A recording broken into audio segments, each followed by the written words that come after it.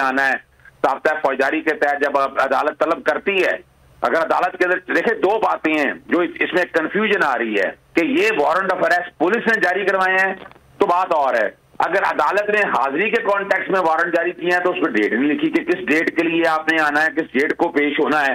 तो ना कोई ऐसे दफात है, ना कोई इसमें कोई दहशतगर्दी की दफात है, ना कोई ऐसा इसमें ऐसा एलिमेंट है कि जिसमें इमरान खान साहब की गिरफ्तारी मतलूब हो। तो इसलिए मेरा जानता ख्याल है वो तो 30 तारीख दर्ज थी।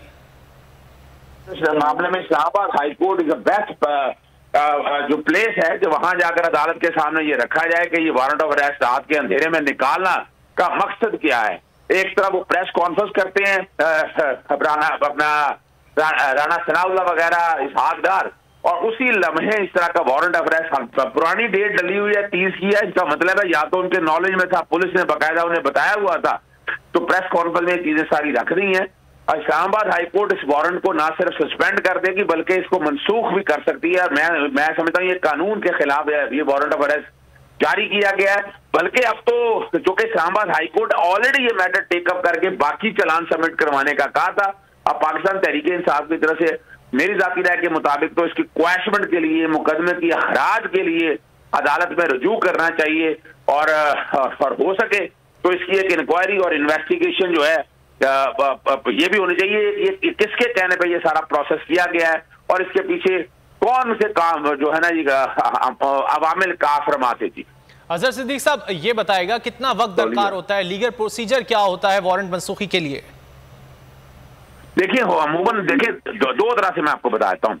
एक तो ये है कि जब आपको गिरफ्तारी मतलूब होती है, अब गिरफ्तारी में नॉन बेलेबल वारंट के हवाले से बात आती है, तो यानी अगर आप यूं कहें कि कोई इसकी इंक्वायरी करनी है, इन्वेस्टिगेशन करनी है, इमरान खान साहब तो इसमें आपको पता है कि जब एंटी टेररिस्ट कोड के हवाले से मामला चल रहा था तो बाकायदा इन्वेस्टिगेशन ऑफिसरान के सामने पेश हो गए थे, वहां पेश हो गए, बाकायदा उनकी इंक्वायरी हुई, इन्वेस्टिगेशन हुई। और लाजमी नहीं है कि हर केस के अंदर जब पर्चा दर्ज हो जाए तो गिरफ्तारी करना होता है, कि गिरफ्तारी के असूल, रहनुमा असूल जो है वो कोर्टों ने दे दिए हैं। दूसरा तरीकाकार ये है कि जब आप चालान अदालत में आ जाए तो अदालत समन करती है, समन करने पर जब आप पेश नहीं होते अदालत में तो फिर पहले काबिल जमानत वारंट ऑफ अरेस्ट जारी किए जाते हैं और उसका मकसद सिर्फ यही होता है कि अदालत में पेश होना है। उसके बाद अगर फिर दोबारा पेश ना हो तो नाकाबिल जमानत वारंट जारी किए जाते हैं। और वो कई दफा ऐसा हुआ है, आपने कई केसों में देखा है। मिसाल के तौर पर इस हाकदार के हवाले से भी अगर आप देखें तो वो वहां अदालत में पेश हो गए, अदालत में वहां मुचलके जमा करा देते हैं अगर नाकाबिल जमानत वारंट भी जारी हो जाए। तो मैं तो इसमें ऐसा कोई एलिमेंट देख नहीं रहा, मुझे सिर्फ और सिर्फ बदनीति का एलिमेंट नजर आ रहा है मौजूदा हुकूमत का। और इस्लामाबाद हाईकोर्ट के पास ये इख्तियार है। क्लियर कीजिएगा कि अगर चेयरमैन तहरीक इंसाफ इमरान खान पेश नहीं होते तो क्या वारंट मनसूखी उनके बगैर पेश हुए भी मनसूख हो सकते हैं? देखिए बिल्कुल बिल्कुल उसके यानी इसके लिए इमरान खान साहब को जाने की जरूरत नहीं है, क्योंकि वारंट देखे ना, एक वारंट जो है वो बुनियादी तौर पर अगर वो इख्तियार से तजावुज हो और अगर कानून में इजाजत ही ना हो इस तरह के वारंट जारी करने की तो फिर तो इस तरह के मामला सामने आएंगे। और मैं तो नहीं समझता कि इस्लामाबाद हाईकोर्ट इमरान खान साहब की मौजूदगी को यकीनी कहेगी कि इमरान खान साहब खुद तशरीफ लेकर आए या खुद आए इस मामले में।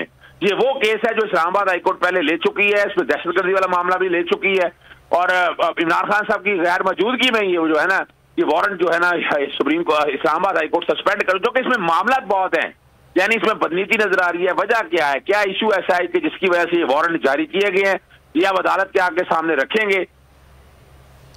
ठीक है, अजहर सिद्दीक माहिर कानून मौजूद थे, उन्होंने कहा कि वजह बतानी होगी कि वारंट गिरफ्तारी की वजह क्या रखी गई थी जिसकी वजह से ये जारी किए गए हैं। इमरान खान की जानिब से अबूरी ज़मानत के लिए दरख्वास्त तैयार की गई है, इमरान खान के वारंट मनसूखी के लिए भी दरख्वास्त जो है वो तैयार कर ली गई है और दरख्वास्त दायर करने के लिए बाबर आवान इस्लामाबाद हाई कोर्ट भी पहुँच गए और इस दरख्वास्त पर अब से कुछ देर बाद जो है वो अमल दरामद होना शुरू हो जाएगा। इमरान खान की जानिब से बायोमेट्रिक से इस्तिस्ना की दरख्वास्त भी दायर की गई है। मनाजिर भी आप बोलिए उसकी स्क्रीन पर देख सकते हैं। दरख्वास्त दायर करने के लिए बाबर आवान इस्लामाबाद हाई कोर्ट पहुंचे हैं।